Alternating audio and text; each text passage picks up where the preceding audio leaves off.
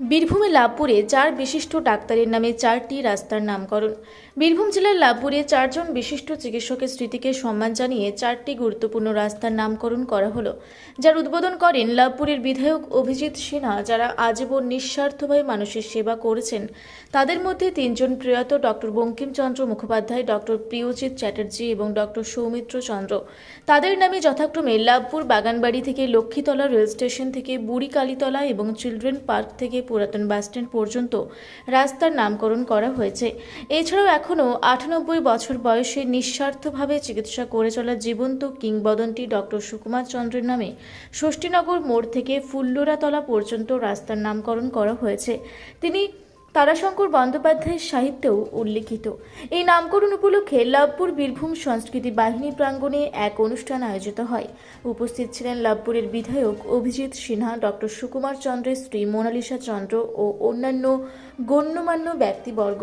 স্থানীয় মানুষের কাছে এই উদ্যোগ এক গর্বের অধ্যায় হিসেবে বিবেচিত হচ্ছে।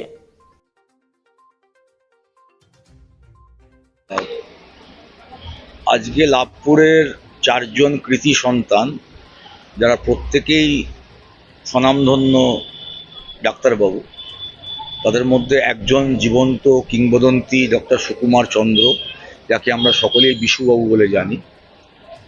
তার নামে একটি রাস্তা ডক্টর সুকুমার চন্দ্র সরণি হিসেবে আমরা শুভ উদ্বোধন করলাম।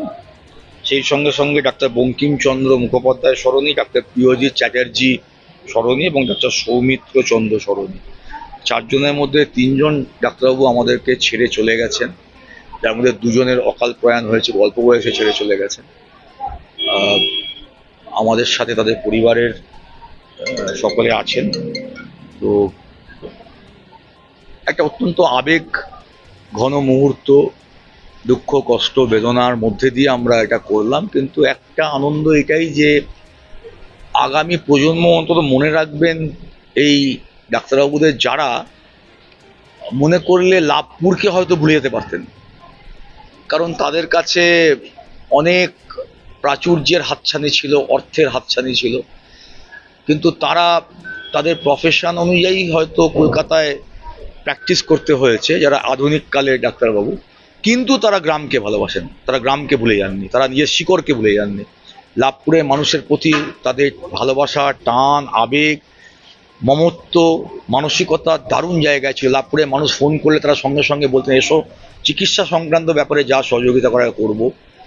সেখানে অর্থটা বড় ফ্যাক্টর হতো না, যেটা আজকের দিনে খুব কঠিন ব্যাপার। তাদের কাছে ছিল যে আমার গ্রামের মানুষ এসছে। এবং বাকি যারা বয়স্ক ডাক্তারবাবু, তারা তো এখানেই থেকেছেন, তারাও তাদের সময়ে অনেক বড় চাকরির অফার পেয়েছিলেন, চাকরি করতেন, তারা ছেড়ে এসছেন। সবটা মিলিয়ে তাদের যে অবদান, সেইটাকে স্বীকার করা। লাভপুর থেকে ইকবাল হোসেনের রিপোর্ট, রূপসী বাংলা মিডিয়া।